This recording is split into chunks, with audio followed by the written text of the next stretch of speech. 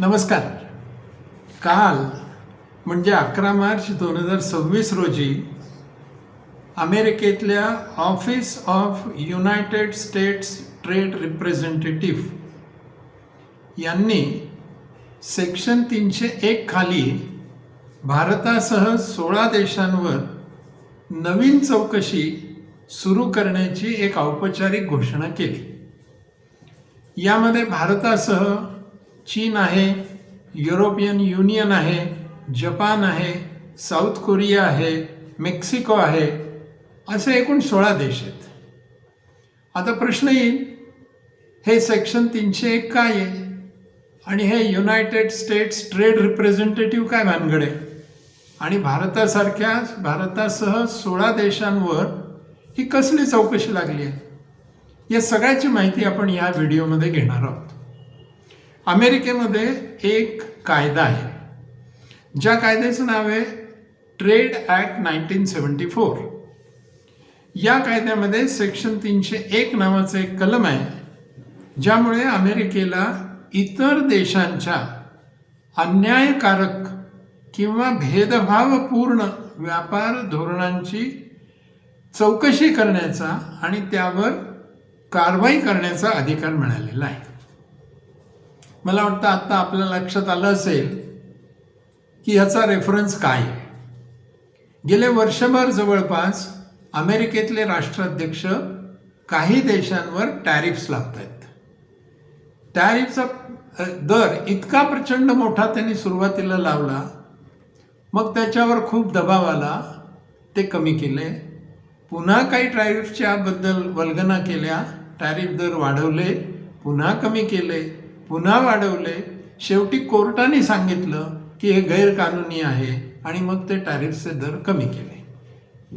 म्हणजेच अमेरिकेच्या राष्ट्राध्यक्षांना काही देशांवर जास्ती टॅरिफ आयात शुल्क लावायचंच आहे आणि ते लावण्याचा एक मार्ग म्हणून त्यांनी हे कलम 301 आता वापरायचं ठरवलेलं दिसतंय.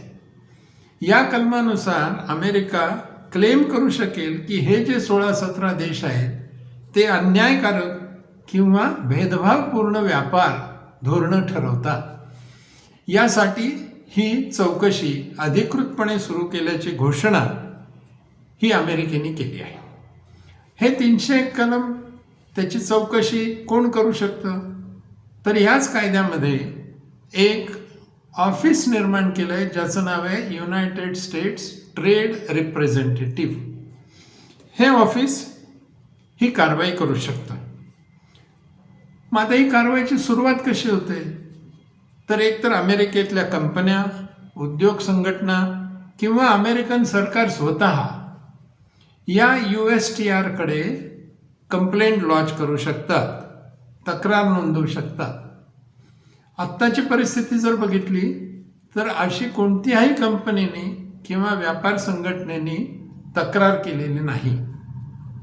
सरकारने स्वतःहूनच ही चौकशी इनिशिएट केलेली आहे. आता ही चौकशी सुरू झाल्याची घोषणा USTRचा फेडरल रजिस्ट्रार करतो आणि त्या सूचनेमध्ये 2 गोष्टी दिलेल्या असतात. एक म्हणजे कोणत्या देशावर चौकशी करायची आहे आणि दुसरं म्हणजे कोणत्या धोरणांची चौकशी होणार आहे. असं जाहीर केलं की मग प्रक्रियेमध्ये असं आहे की सरकारने सर्व संबंधित पक्षांकडून रिटर्न सबमिशन्स मागवायची. तशी ती रिटर्न सबमिशन्स आत्ता 11 मार्चला त्यांनी जी नोटीस जाहीर केली आहे त्याप्रमाणे मागवण्यात आलेली आहे. आता हे संबंधित पक्ष कोण, तर कंपन्या, उद्योग संघटना, तज्ज्ञ, इवन सामान्य नागरिकसुद्धा आपली मतं ही सादर करू शकतात. ती मुदत संपली की मग एक सार्वजनिक सुनावणी होते आणि त्या सार्वजनिक सुनावणीत पुन्हा ज्या कंपन्या अफेक्टेड आहेत ते उद्योग, त्या कंपन्या किंवा तज्ज्ञ आपली बाजू मांडतात आणि मग USTR या सगळ्या गोष्टींचा अभ्यास करतं. त्या देशांचे व्यापाराचे नियम, त्या नियमांचा अमेरिकेवर होणारा परिणाम, आंतरराष्ट्रीय व्यापार नियमांचं उल्लंघन झालं आहे का, यातून अमेरिकन कंपन्यांचं काही नुकसान होणार आहे का, या सगळ्याचा अभ्यास ही USTR करते. काही वेळेला WTOच्या ट्रेड ऑर्गनायझेशन म्हणजेच WTOच्या डिस्प्यूट सेटलमेंट कमिशनकडे सुद्धा हे रेफर केलं जातं. आणि चौकशी ही सगळी पूर्ण झाली की मग USTR हा निर्णय देतं. तो निर्णय काय असतो की अशा देशांची व्यापार धोरणं अन्यायकारक आहेत का, भेदभाव करणारी आहेत का, किंवा आंतरराष्ट्रीय नियमांचं उल्लंघन करणारी आहेत का, असा निर्णय येतो.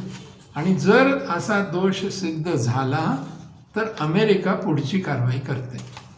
आता पुढची कारवाई काय असते तर सगळ्यात पहिलं म्हणजे टॅरिफ वाढवणे, व्यापारी निर्बंध लावणे म्हणजे टॅरिफ बॅरियर्स किंवा नॉन टॅरिफ बॅरियर्स, किंवा व्यापार करारात बदल करणे. आता साधारणपणे ही सेक्शन 301ची चौकशी 12 महिन्यात पूर्ण केली जाते. असं यापूर्वी घडलंय का? ठळक उदाहरण द्यायचं तर 2017मध्ये अमेरिकेने चीनच्या विरोधात 301 कलमाखाली कारवाई केली आणि फार मोठ्या प्रमाणावर टॅरिफ वाढवले. आणि तिथपासून आपण अनुभवतोय की चीन आणि अमेरिका यांच्यामध्ये टॅरिफ किंवा ट्रेड वॉर सुरू झालेला आहे. आत्ताची जी या 16 देशांच्या बद्दल चौकशी नोटीस लावलेली आहे त्याच्यामध्ये प्रामुख्याने 3 गोष्टींचा विचार आहे. सगळ्यात पहिली गोष्ट म्हणजे या देशांच्या कंपन्यांकडे जास्ती उत्पादन क्षमता आहे का, ओव्हर कपॅसिटी. म्हणजे काय तर त्या देशात जेवढी मागणी आहे त्यापेक्षा जास्ती उत्पादन ते देश करतायत का, आणि असं अधिकचं उत्पादन करून ते जागतिक बाजारपेठेमध्ये प्रवेश करतायत का. दुसरं, अशा कंपन्यांना सरकारतर्फे सबसिडीज या आंतरराष्ट्रीय नियमांपेक्षा अधिक दिल्या जात आहेत का. आणि तिसरं म्हणजे अमेरिकेसोबत या देशांचा मोठा ट्रेड सरप्लस आहे का. अशा 3 गोष्टी डोळ्यासमोर ठेवून ही आत्ताची चौकशी सुरू केली आहे. कारण ह्या जर 3 गोष्टी झाल्या तर त्याचा फटका अमेरिकन उद्योगांना बसतो. आणि सध्या तर अमेरिकेचं सरकार मेक अमेरिका ग्रेट अगेन या धोरणाने काम करणार आहे. आता ह्या पार्श्वभूमीवर भारताला 301 कलम लावून जी चौकशी सुरू करण्याचं ठरवलं आहे त्याची कारणं काय आहेत ती मुख्य कारणं आपण बघूया. सगळ्यात पहिलं मुख्य कारण आहे डिजिटल सर्व्हिस टॅक्स. भारताने 2% डिजिटल सर्व्हिस टॅक्स सुरू केला आहे. याचा परिणाम कोणावर झाला तर गुगल, ॲमेझॉन, मेटा प्लॅटफॉर्म्स यासारख्या अमेरिकेच्या टेक कंपन्यांवर अतिरिक्त कर लागायला सुरुवात झाला. त्यामुळे अमेरिकेचा आरोप असा आहे की हा कर प्रामुख्याने अमेरिकन कंपन्यांनाच लक्ष्य करतोय, म्हणून चौकशी. दुसरं कारण दिलंय ते म्हणजे डेटा लोकलायझेशन नियम. भारताने काय केलंय, काही क्षेत्रात डेटा भारतातच साठवला पाहिजे याचं बंधन घातलंय. उदाहरणार्थ डिजिटल डेटा पेमेंट किंवा वित्तीय व्यवहाराचा डेटा हा बाहेर नेता येणार नाही. त्यामुळे अमेरिकेला काय वाटतंय की अमेरिकन टेक कंपन्यांना या नियमांचा अडथळा होतो आहे. तिसरं कारण दिलंय ते म्हणजे ई कॉमर्स नियम. भारताच्या ई कॉमर्स धोरणामुळे विदेशी कंपन्यांना इन्व्हेंटरी मॉडेल वापरता येत नाही, मार्केट प्लेस मॉडेलच वापरावं लागतं. आणि त्यामुळे ॲमेझॉन असेल किंवा वॉलमार्ट असेल यांना अडचणी निर्माण होत आहेत, आणि याही अमेरिकन कंपन्याच आहेत. आणि चौथं कारण दिलंय ते म्हणजे हाय टॅरिफ्स. आयात शुल्क खूप मोठ्या प्रमाणावर आहे. भारत अनेक वस्तूंवर जास्ती आयात शुल्क लावतो. त्यामध्ये इलेक्ट्रॉनिक्स, कृषी उत्पादनं, मोटर गाड्या, आणि हे सगळं पुन्हा अमेरिकात सप्लाय करत आहे. म्हणून अमेरिकेने भारताबद्दल चौकशी लावली आहे आणि काही क्षेत्र नमूद केली आहेत.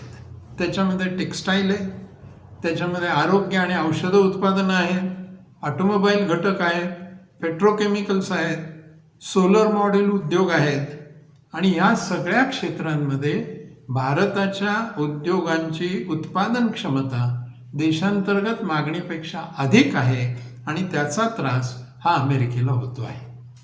थोडक्यात काय, अमेरिकेच्या राष्ट्राध्यक्षांना भारतावर टॅरिफ्स वाढवून पाहिजेत. ते असेच जर लावले तर आता कोर्टाने निर्णय दिल्यामुळे तसे वाढवता येणं शक्य नाही आहे. म्हणून कदाचित कलम 301चा वापर करून भारतासह 16 देशांवर ही चौकशी लावली आहे. त्याचा काय निर्णय येईल, केव्हा निर्णय येईल आणि त्यानंतर काय ॲक्शन अमेरिकन सरकार घेईल हे आगामी काळात आपल्याला बघता येईल. पण टॅरिफ वाढवण्याची पूर्वतयारी म्हणून या 301 कलमाकडे पाहायला हवं. अर्थात याचे काही फायदे भारताला होण्याची शक्यता आहे का? एक तर गोष्ट नक्की आहे की व्यापार तणाव वाढणार आहे आणि हा व्यापार तणाव वाढल्यामुळे स्वाभाविकपणे ट्रेड वॉरसारखी पुन्हा परिस्थिती येऊ शकते. अमेरिका जास्त शुल्क लावू शकतं. उदाहरणार्थ स्टील असेल, ॲल्युमिनियम असेल, टेक्स्टाईल असेल. त्यामुळे भारताची निर्यात अमेरिकेला कमी होऊ शकते. भारताच्या निर्यातीवर हा जो नकारात्मक परिणाम होणार आहे, कारण भारतासाठी अमेरिका ही फार मोठी बाजारपेठ आहे, ज्यामध्ये प्रामुख्याने औषधे आहेत, IT सेवा आहेत, हिरे आहेत, यांची निर्यात कमी होऊ शकते आणि IT आणि डिजिटल क्षेत्रावर याचा प्रभाव पडू शकतो. हे सगळे नकारात्मक मुद्दे आहेत. पण काही फायदे होऊ शकतात का? तर कदाचित हे जर चर्चा सुरू झाली 301 खाली जर आपल्याला चर्चेची संधी मिळाली तर आपलं डिजिटल कर धोरण, जे मी आत्ता म्हटलं 2% टॅक्स लावला आहे, त्याबद्दल अधिक स्पष्टता करण्याची संधी मिळेल. अमेरिकेबरोबर व्यापाराची चर्चा करण्याची संधी मिळेल आणि कदाचित अमेरिकेबरोबर द्विपक्षीय करार करण्याची सुद्धा संधी मिळू शकते. हे जरा रिमोट असे फायदे मी आपल्यासमोर मांडले, परंतु आत्ता तर असं दिसतंय की अमेरिकेला 301 खाली चौकशी लावून टॅरिफ वाढवण्याची पूर्वतयारी करण्याची ही सगळी परिस्थिती आहे. बघूया काय काय होते ते. आज इथेच थांबूया.